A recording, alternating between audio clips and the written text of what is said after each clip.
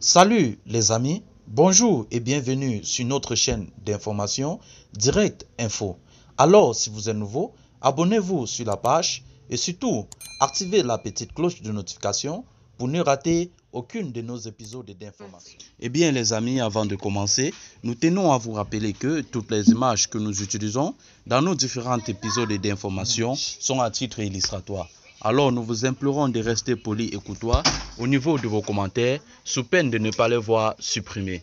Merci et bon visionnage. Alors les amis, ce jeudi 30 juin 2022, nous allons prendre un pan du côté du Mali où sur le plan sécuritaire, il y a une dégradation. Des hommes armés aperçus dans la forêt de Ouandang. À titre de rappel les amis, ces malfaiteurs ont commis des délits la semaine dernière dans la région du Bankas. Alors l'armée s'est promis de mettre sur pied un plan offensif afin d'éradiquer ces derniers qui, dans la plupart, sont en train de se migrer vers les forêts parce que en ville, l'armée est en train de prendre le dessus.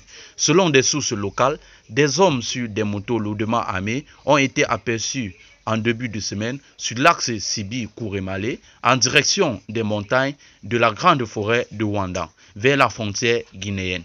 Cette apparition dans une nouvelle zone, après certaines localités des régions de Kaye et Koulikoro, lèvent le doute sur le fait que l'insécurité se généralise au Mali. Au début de semaine, des sources locales ont signalé la présence d'hommes lourdement armés dans la grande forêt de Ouandang, vers la frontière avec la Guinée-Conakry.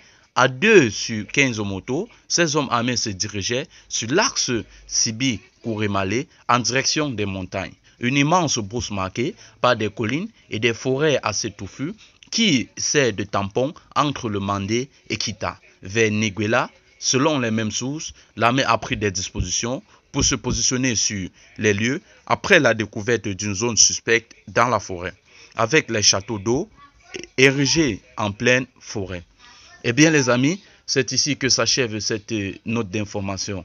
Mais le plus important sur le plan politique est de comprendre que l'armée malienne, non seulement dans le but d'avoir sa propre souveraineté, se met dans la peau, se met à pied d'œuvre afin d'éradiquer tous ces malfaiteurs qui causent des délits à nos populations, qui causent des dégâts matériels, tant que matériels, mais aussi humanitaires, à nos vaillantes populations. Alors l'armée s'est dit, sur le plan offensif, de mettre tout sur pied afin d'éliminer tous ces derniers, afin de traquer tous ces derniers, afin que la population qui avait manqué son souffle revienne dans des bonnes conditions et puisse vivre une vie paisible comme le souhaite le colonel Assimi Goïta.